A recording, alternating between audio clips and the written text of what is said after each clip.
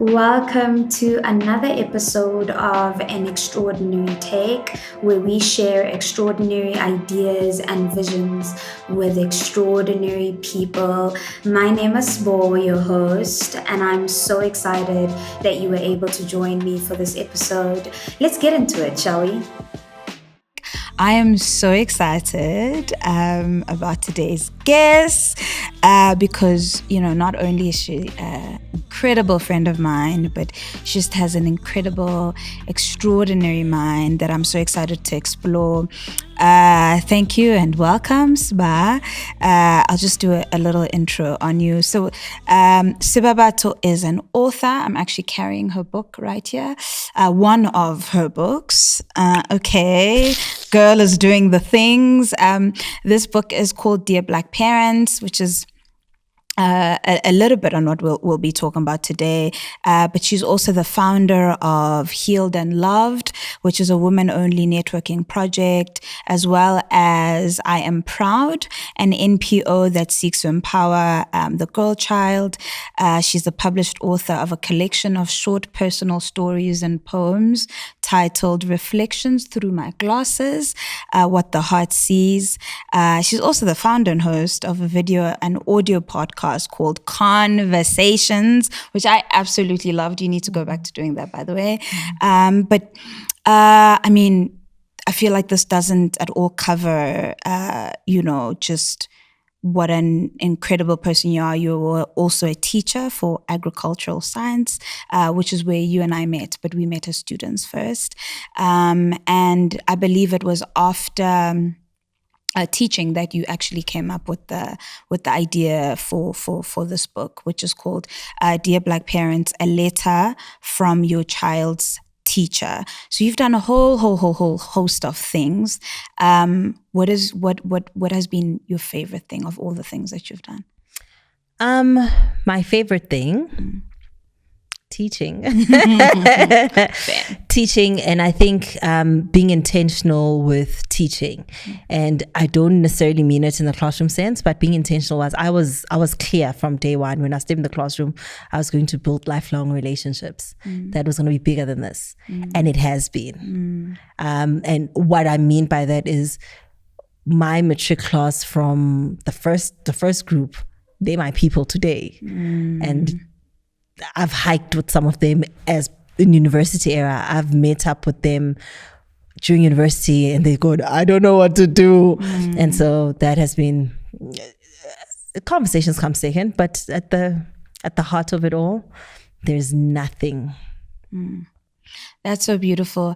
And I mean, I'm just going to dial it back because the reason why I have you here and the reason why we're both dressed in pink, by the way, is because we just came back from an event that I did, which was a mother and daughter's day at our church. Which is where we are actually recording this. And, the thing about An Extraordinary Take for me is I'm obsessed with people that have these distinct ideas that sort of like push the envelope, that don't really, sort of follow the route that everybody goes to. I really love this idea of being so comfortable with yourself that you are okay even, if it looks different to everybody else, because I feel like it's the people that do that really allow us to be more of ourselves as well. They give us that license. But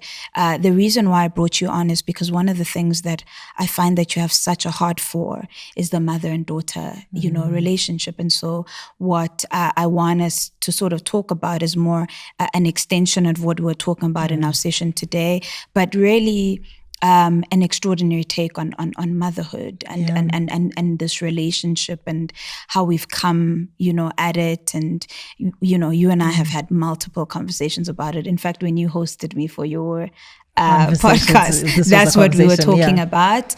And so, but over the years, I've really bought into this idea that you have been shoving down all our throats about the wonder between, a mom and the daughter, and what can happen when that relationship is healed and healthy.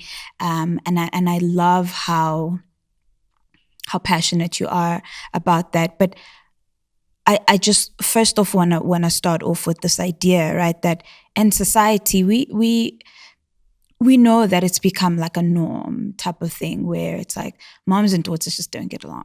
It's a thing.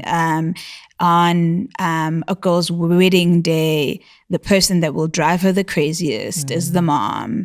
As a teenager, it's the same, and it's almost become an accepted notion that for whatever reason, whether it's hormones or whatever we explain it, this relationship is just always sort of volatile. And I know that is also an experience for so many women. And I know that it's also not for some, right? But I wanted to ask you, what was the reason that you wanted to challenge this notion? Because I feel like you're one of the few people that have really, really challenged that. Why did you want to challenge that? I think, firstly, I didn't think in the beginning, I didn't think that there was anything wrong with my relationship with my mom, because everybody had this experience. But the first thing is, for me, there was an emptiness. There was a longing. My longing for my mom, I couldn't fill it with any other thing.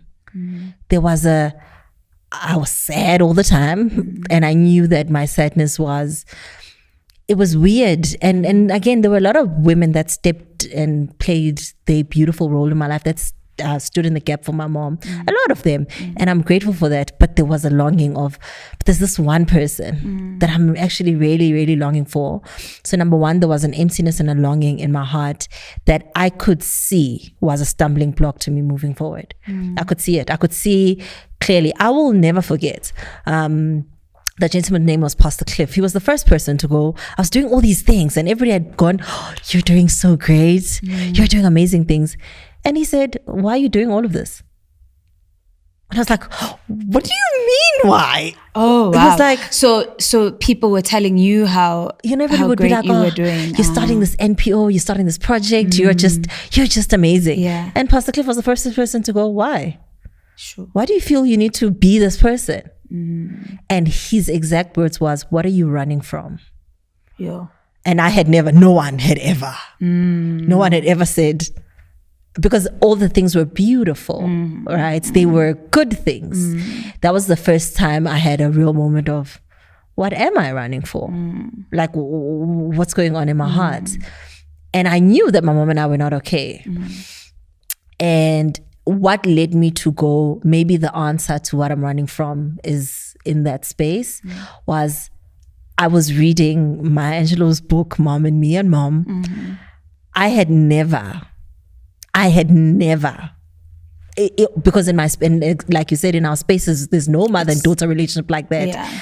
But I had never heard the way she described it, and it was an audio book, so I could listen to these experiences and these conversations that she had with her mom, and I thought, I want that.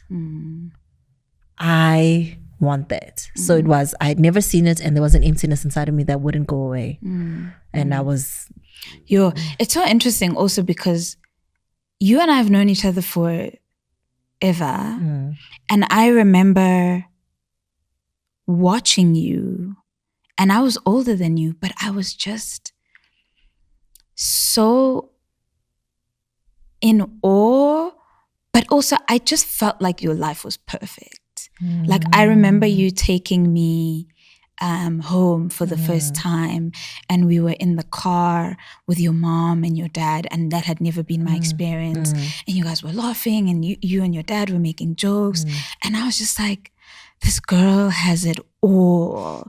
So I would have never at all imagined that there was, even your relationship with your mom, it looked fine to me, but I guess, well, my reference isn't great, but it looked pretty good. I guess maybe the thing I was in love with was this union, right? That you were the only child, and then there's this mom, and then there's this dad. But the other thing was also that, like, you were so excellent at everything, right? And there was like a thing where sometimes I would get envious, where I'm like, man, I'm doing this thing, but it's not at the rate that this girl is doing it at. And I guess I mentioned that because you really never know what is the driving force behind things. And a lot of the times we either go from, or to like congratulations or envy without going, okay, why? Yeah. Yeah, it's great, but why? Yeah. Okay, so then you get to a point where you realize, okay, I want this. I want this relationship that Maya Angelou is describing with your mom. With her mom, what are then the steps that you take? But also, what was the relationship between your mom before that? Because I wasn't privy to any difficulties. I thought you guys were great. We were like, again, so there's parts of my personality that is true, is that I'm not a mean child. I'm not a rude child. So even in what you saw, there was never going to be a moment where you see me yelling at my mom. That's just, it's just not my nature. Yeah. But I'm black. I was about to say, you can't do that either way. And there was a teenage years I was trying to get her to see me. So I was almost like trying to get her to just look at me. So the whole time I'm doing the most, trying to get her to just, all the congratulations, it's not coming from her though. If there's one thing my mother never did, is my mom never told me I was beautiful. My mom never, ever, right? Yeah, I think ever. Same.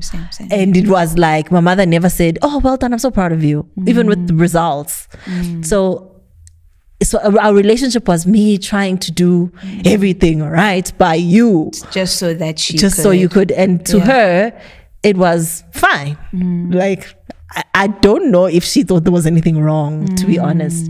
I don't think she saw that there's anything wrong because she has this child that's doing very well.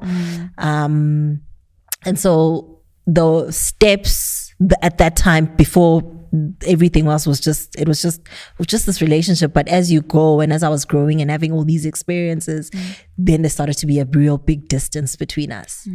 And I think I also did come to a point where I was sort of turning away from her, but then that's when, as I was running away, sort of, that's when I met Pastor Cliff, who said, what are you running away from? You know?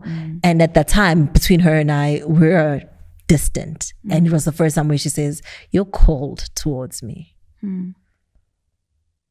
That's interesting that she would say that. It's very it's very interesting that she would say that, because it was like, I can't believe you expect anything different. It was really a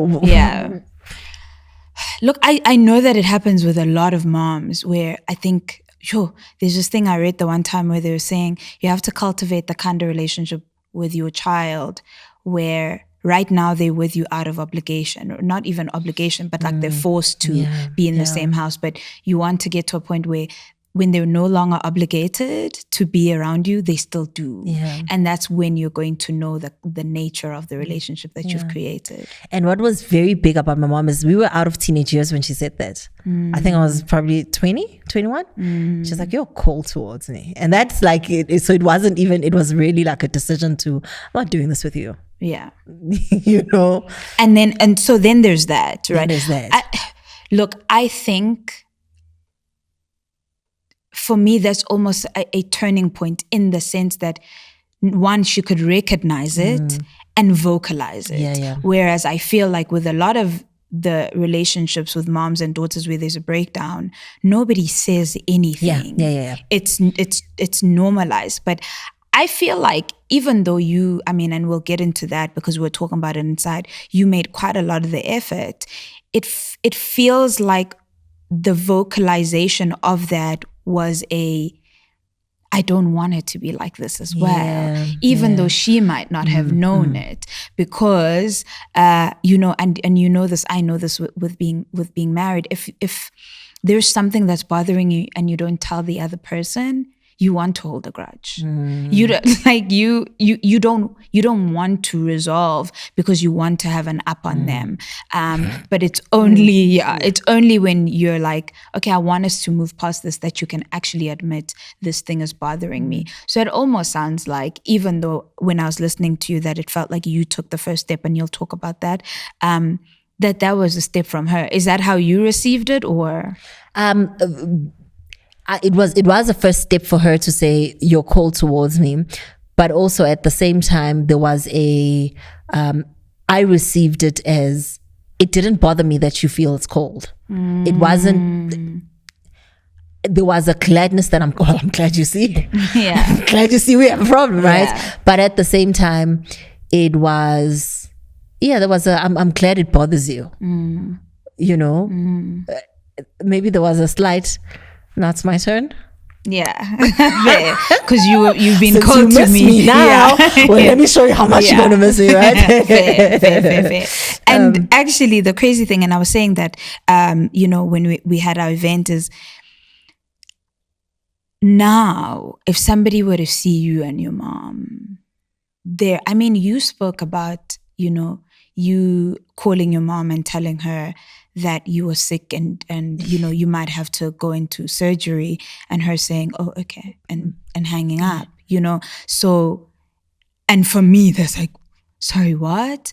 But seeing you guys together now, you would never be able to even tell that there was ever those struggles between the two of you.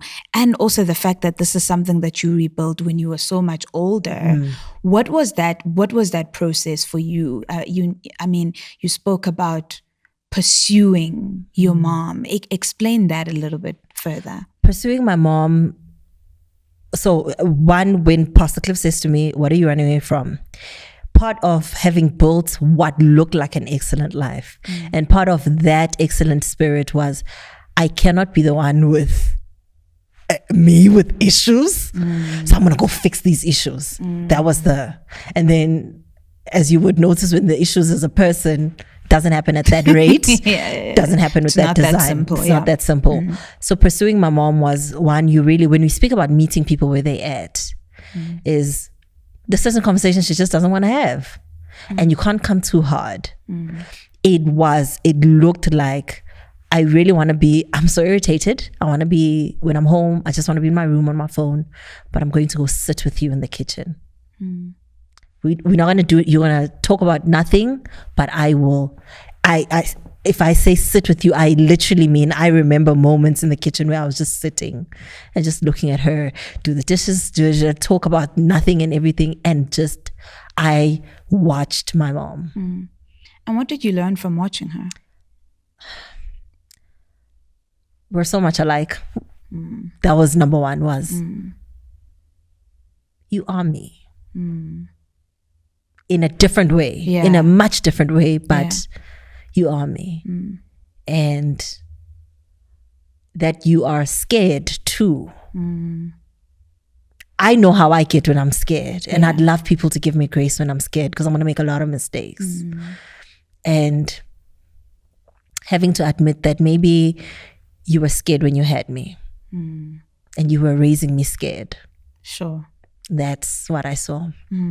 And having all these people step up to help with what seemed like everybody, and I turning out to be so good.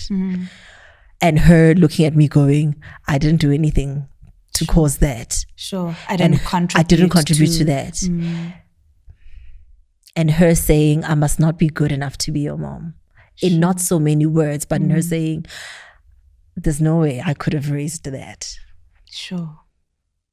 And I guess in the conflict, you would have never really not when you're angry. When you're angry, you don't see. When you're angry, because you only see reasons to be angry, because but in your, that's the whole thing about wanting to understand, is if I'm looking at you through the lens of understanding, then I have to, all your decisions, because I'm committed to understanding you, all your decisions, I have to understand why you just did that.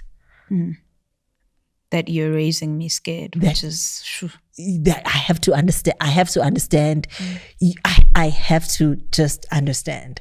And so I studied my mom. There was a solid time I studied her, and in the process she's still hurting me. It's not like she knows that, oh, we're going through this. In the process she's still saying things that you go, I don't think you should say that. She's still not showing up the way that I would like for her to show up, right? And again, the important thing is also to know what I needed then and what I need now.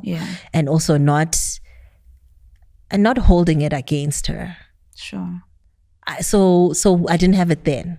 So you call at that time when the doctor said, and you said, okay, bye. Right now, the doctor's not calling right now. So I can't hold you to that experience right now. And so giving grace. Yeah. But so I hear you. And I'm realizing, and one of the things that you spoke about there was this idea that somebody has got to want it. Yeah. Right. And I think it's like any relationship, right? What happens in spaces where, because I think you had such a heart for it, right? To say, I want this. I want this kind of relationship. And in wanting it, I will pursue you, I will understand you, and I will choose not to be offended. Yeah. Because that's a thing. I will choose not to be offended because I understand where this thing comes from. In a world where somebody says, I can't, like, I can't. I don't want to pursue because you've done more damage than than good, or that the damage is continuing. Because there is a thing that's happening where people are just not on talking terms with their parents and have cut them off, and all of those is. Because you were talking about moms and daughters being connected. What are the implications of that? And is there no room for healing when one or the other has cut the other off? There's always room for healing. There's nothing that cannot be healed. However, what I can't guarantee is that I can't guarantee, because of personalities and I can't guarantee that therefore the healing, the relationship will look like this. That I don't want anyone to get sold the dream that one day you have a mom who says, I love you so much. Yeah. If it's just not her personality, it's not. Yeah. Right? Yeah. Anything and everything can be healed. However, the healing part and how we can then, the connection between the two of us will then look very different. And it could be based on the capacity of that relationship, what our relationship can carry. And I think even if we're on no speaking terms, if you're on no speaking terms, if you and I go for a good 15 years without talking to each other, 15 years, we go without talking to each other. You and I, as we sit here, we have I'm cutting off Sibonyo, I'm cutting off Sebabatso for 15 years. By the time we come back together, whenever we come back together, there is a 15 years that we've missed. And therefore there's certain things that we're just not going to connect on because you just were not there when that was happening. And so wherever we are, we have to pick it up from where we are and be honest about that's where we are. And it's okay if it's like me and my mom, if we don't talk, we just don't talk about money, then we just don't talk about money. And it's okay. And it's okay if somebody else, they and their mom, they budget together. That's okay, right? And so you have to this is where the relationship is. This is the way the breakdown was. And when we're rebuilding from this. What are your beliefs? And you shared a little bit on that, but I want you to share again. What are your beliefs around the mother and daughter relationship? My beliefs, I believe it's eternal. I believe it's got legacy attached to it. And I really believe it's that it doesn't break. Like I believe that with my heart. People speak of a broken relationship. You go 20 years without speaking, to your mom, you carry that and you will show up in whatever space. And I believe it wholeheartedly. Even if a mom passes away, you still carry that with you in whichever space. So one, I do believe it's an eternal relationship. I believe it has legacy attached to it. That so much of who I become is because of who she was, and what she spoke and what she saw. And if there's no room to, because we've got the success stories, right? And there you have one person that is willing and that is constantly trying, which in this case was you. We know that, and it's something that you said, where you're saying about your mom, you were looking at her and you realized, where do I think she's going to get all of this love that she must give me when she never had it, right? And for some people, them not having it becomes their whole life, becomes their whole story, and they can't move past that.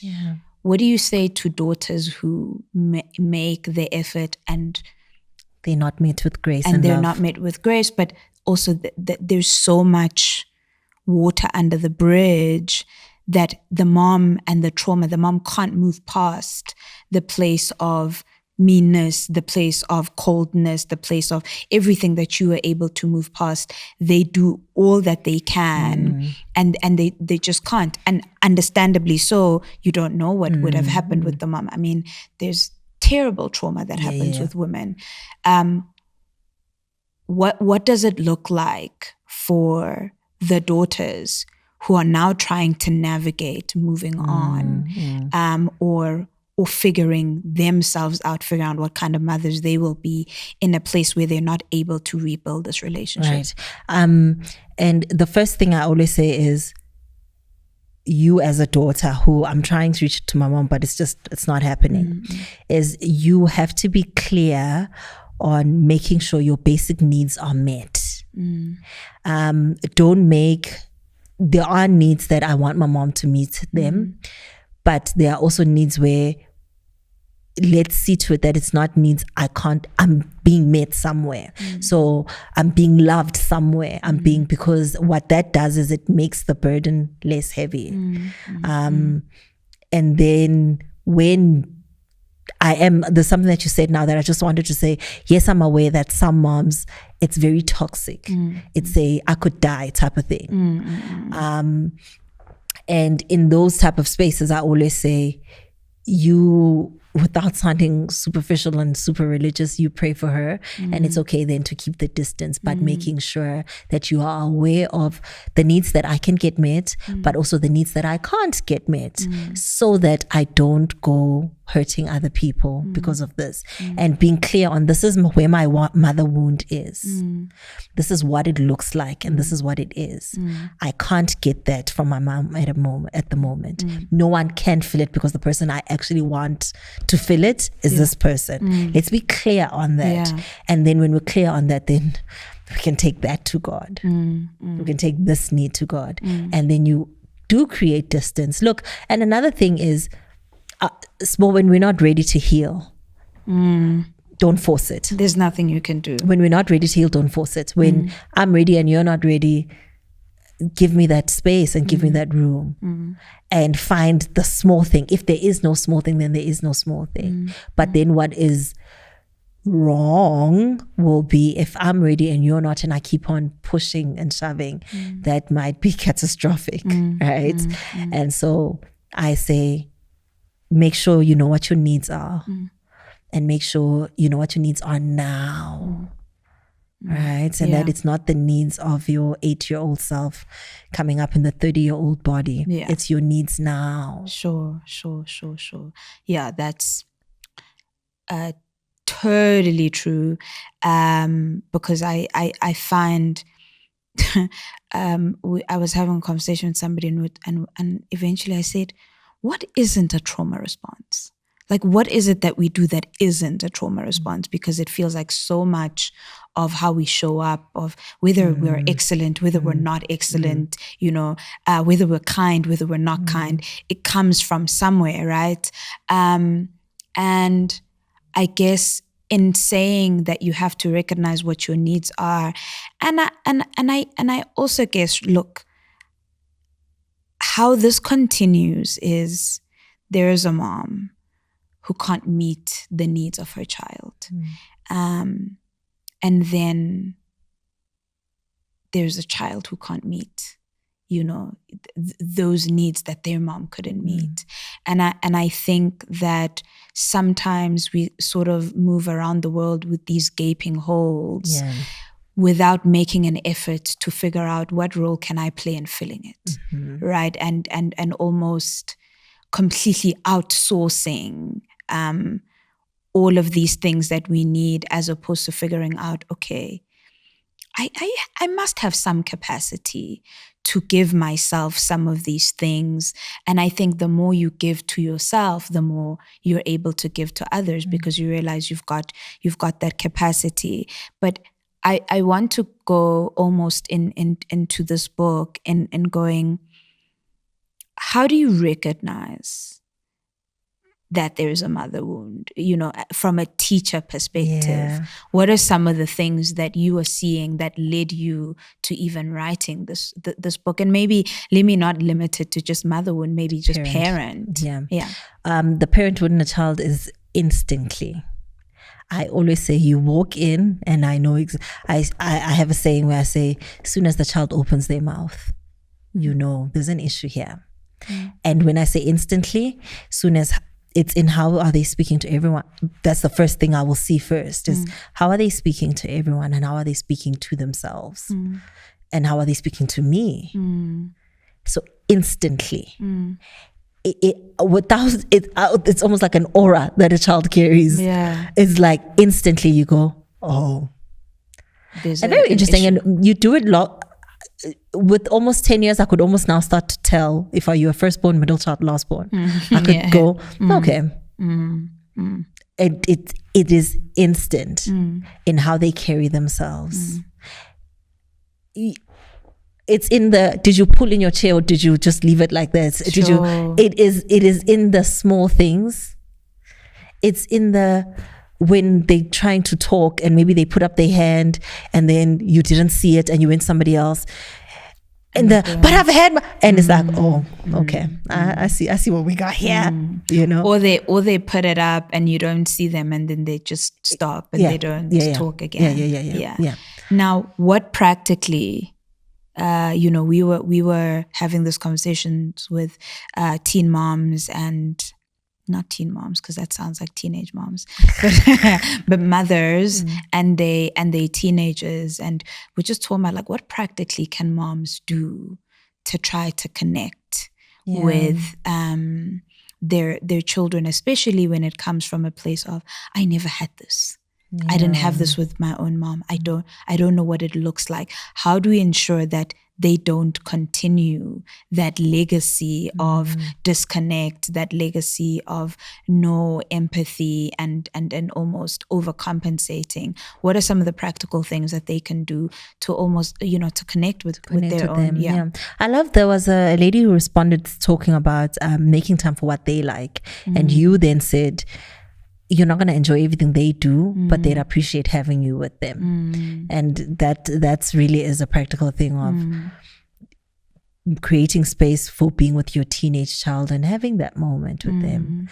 And there's a thing that parents do where,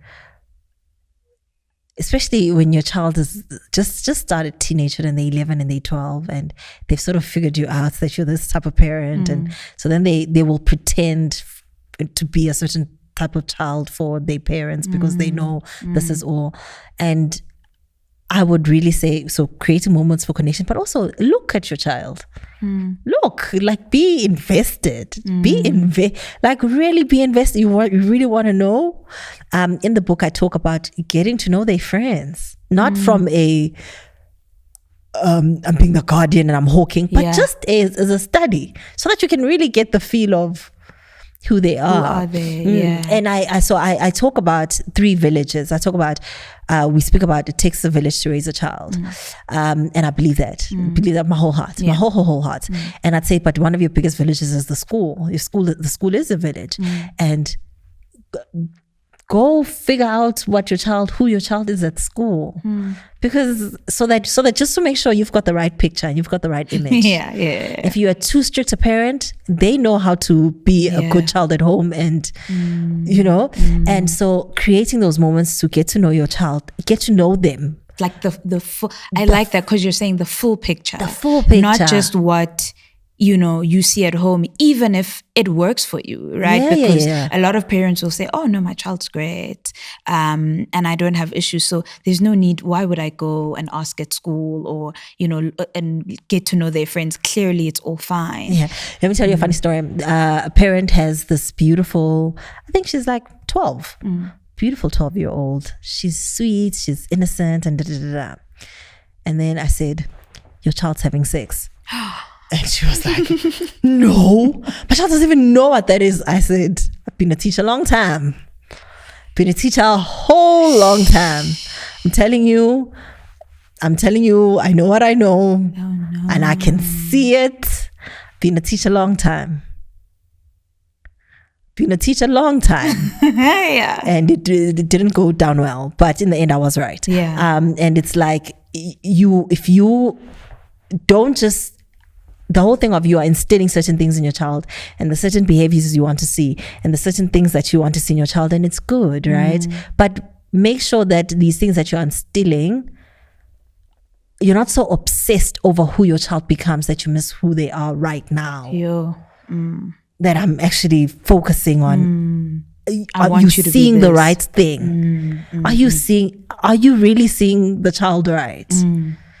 Are they? Yeah. Because actually, funny enough, I mean, you were such a perfect child, but for the rest of us, normal people, I don't think, like, I would have these conversations with my friend. I don't think anyone was ever themselves around their parents. We simply weren't allowed to. Exactly. It's like there's a mandate that you can go out, and when you get to school, you can be as free as you want. But when you get home, you put on this cloak and you are chained to that for as long as your parents are there. And that's why we didn't want to be around them. Because we could only be ourselves when they weren't there. And also it's because they gave us this idea that they can only love us and accept us if we come in a certain way. And it's even a thing now that as people are exploring parenting, where they say, watch what you praise your children for. 1,000%. Like, if it's just all about the grades and rather than who they are, oh, well done for being so kind, and things like that, because then they start to go, oh, okay, this is when I'm loved. This is when I'm accepted. And then they just show up with that version. So I like you saying that you have to see them holistically. But I would then also say not to reprimand them. To study them and get to know them so that you can be where they are, because to catch them out, to get to know them as a catching them out, then completely defeats the purpose. Works. And it's going to do something to the trust, right? Because it's going to do something to the trust. And in the book, I specifically speak about an incident where I saw a lady. They were arguing with her little son in the store, and he was saying, "Mommy, I'll be good. Please buy me the sweets. I'll be good. And the mommy went, "You are good, but I'm still not buying you the sweets." Oh. And I speak exactly in the book. I say Black parents will affirm what their child does and not who the child is. And it's like, how are you going to know who they are? Not who you wish they become. Not who you, yes and again. I don't want parents feeling bad for wanting their children to turn out a certain way because the intention is beautiful. But it's like, but who are they right now? And I guess if the goal is connection and relationship, right? Getting to know them can't be tied to a specific outcome. It can't be that it's only when they become this person. And also really, you just never know. But I guess the purpose is to connect. The purpose is to have a relationship, and the purpose is for them to always know that you're there, no matter what. How do parents build trust with their with their children? Because that's a big one. That's a big one. Yeah. That's a big one because trust is such a hot matter. Sure. And trust cannot be built when I don't feel safe around you. So yeah, that's awkward.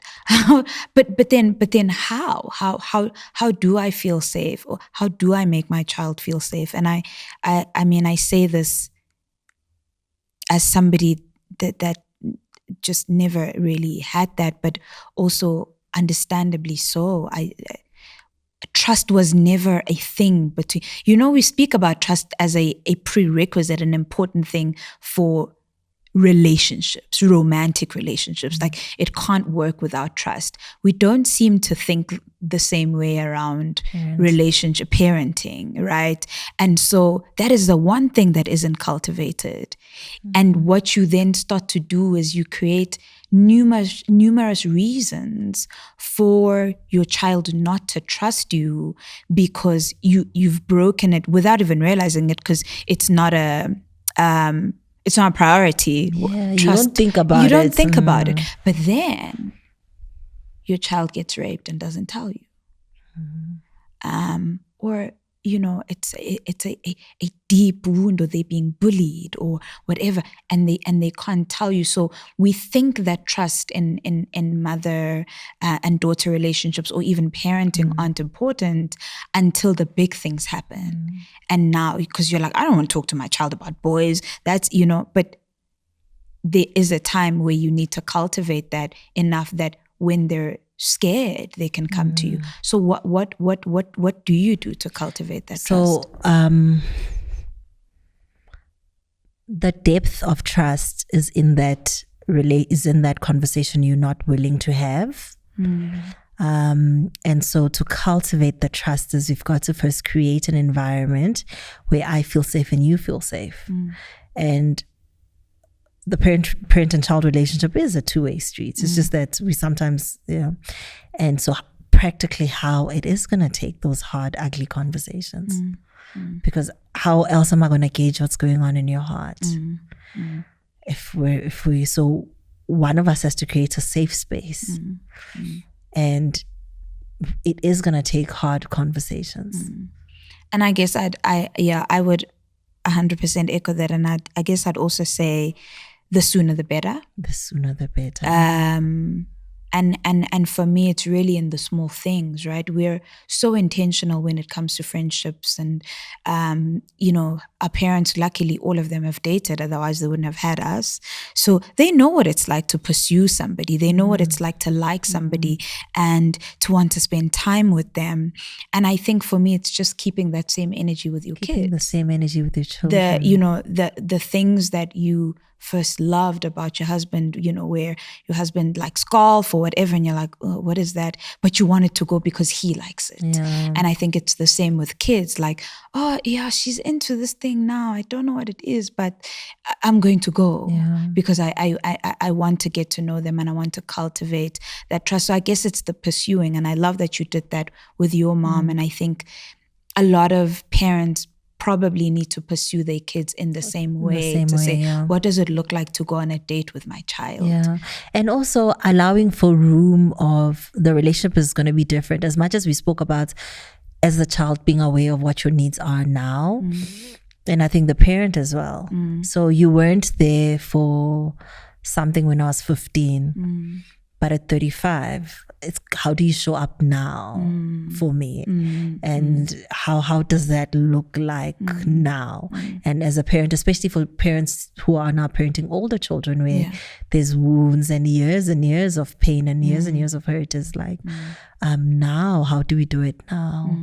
We can't fix that. Yeah, we can't make and some up of for it is now years. part of my trauma. Some of it is, but now I'm here now.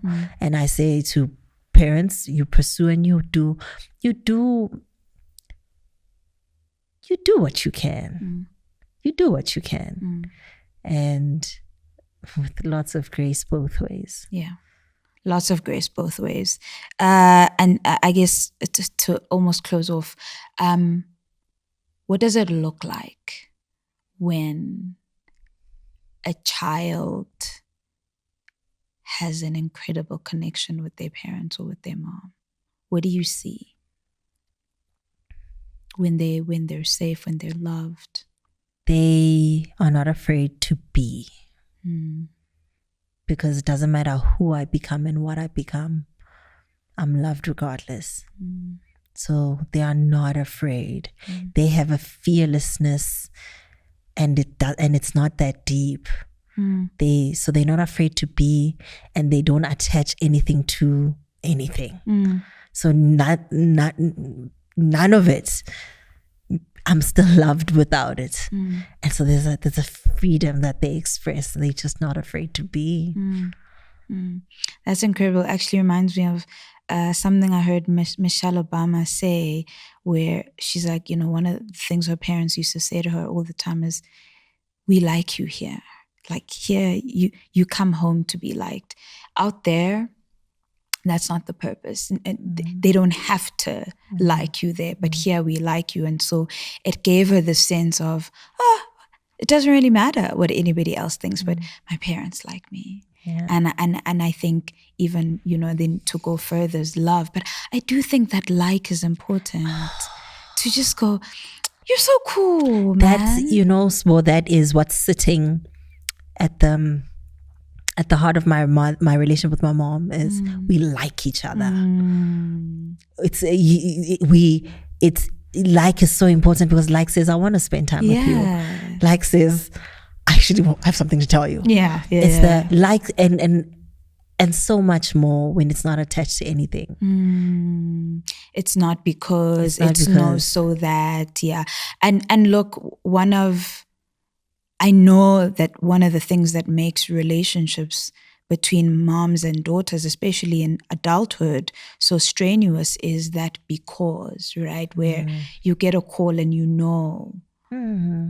that they want something. It's not to ask you, how are you? It's not to, and so the relationship becomes this so transactional. And I can't like you then. Because then there's a knot in my stomach when you call. Yeah. Because, the expectation is for that. And I think you have to have an interest in your child's life. And that's why, when we were having the conversation, I was saying, nobody likes that friend that only talks about themselves and doesn't ask, what's going on, with you? And I've had so many conversations with friends who are like, my mom doesn't even know I work. She doesn't even know what I do because she's never considered to ask. But I do think that they don't know, right? And that's why I loved so much that we had this conversation today. And I guess my extraordinary take from this conversation that I really, really loved was this idea of pursuing your mom, pursuing them like you're pursuing a boyfriend, like all the things that you would do to try to get somebody's attention, doing the same thing for your mom, and then the vice versa, doing the same thing for your daughter, and in the vice versa as well, because we know that that's what it takes for relationships to work. They will even say that, like, with the marriages that will last, it's you don't stop pursuing each other, you don't stop dating each other. And I think we do want to be in a world where these relationships are better cultivated. We do, and I think even as teachers, right, you want to teach children that are loved, that are accepted, that feel free to be themselves, so that you're not dealing with the acting out version of them, because then it's like there's no way around it. Thank you so much for your heart and for sharing all that you did today. I really, really loved this idea of praying, for each other, communicating, and understanding, always with the willingness to understand, but pursuing one another. You are incredible. You are absolutely incredible and so extraordinary. And I cannot believe that the 12-year-old you became this person. And I think I credit some of that to your parents. I really loved the relationship that you guys had, even if, it was just externally. But I love how everything you described about what does it look like when a child is loved, that fearlessness, that freedom. I love that you have that. I love that. I see that you walk into a room and you're not afraid to be you. Like, and I'll tell you guys, like, now she came in and immediately took her shoes off and said, I don't like shoes. And I, and I mean, it's such a, it's a platform and there's all these people and it's so serious, but so many of us second guess every single thing. Like you're just constantly like, what does it look like? What are they going to think? What, and I love people that are just freely themselves. It frees something in me bit by bit, because I know what it's like to constantly second guess, to not feel like you can and you don't need to explain, and that even if they do misunderstand, it's going to be okay. It is okay. You don't, it's difficult growing up with that thing in your head of, is this fine? Is it not? Oh my goodness, did I do it right? Did I say the right thing? Oh, what if it doesn't work? And to really love your children and to love them well is to give them that freedom to not have to overthink every single part of them like that. So thank you. And how can people get this book? You know what? I'll make it easier for you, because I did ask you to bring copies and you didn't, because you don't listen. But I'll just say, tell people where they can get hold of you, because then they can actually ask you how. My Instagram handle is at Miss Thulo, which is MS Thulo, not MS Thulo, MS Thulo. You really went deep with the teaching thing. It was I can't imagine. It just I will say for me as well, it's one of the most fulfilling things I ever did. It's. And I mean, which other career can I walk in and take off my shoes? That's true. You wouldn't be allowed to. Where weird. else? Where else can I walk in and go? And I mean, there are kids, they can't say anything. Yeah, they definitely roll their eyes and they go. But I had the sweetest experience the other day. I walked in and I said, hi guys, can I take off my shoes? Am I offending anyone? And somebody said, I told you she does that. I said they had prepared them to say, that's the weird teacher that always takes off their shoes. But thank you. And thanks to your mom for healing with you and allowing us to access this weird, quirky, and fun, extraordinary person that's okay to not fit in sometimes and to do the thing that no one else is doing. That's the greatest gift, really. I think that you've given yourself, because I think you did a lot of that work, but that also, your parents have given you. Thank you to everybody that's tuned in. This was such an incredible conversation, and please do seek out Miss Thulo on Instagram. And let's talk a bit more about the mother and daughter relationship. What are some of the things that you're struggling with? What are you struggling to navigate? Thank you so much for joining me today. Cool. Bye.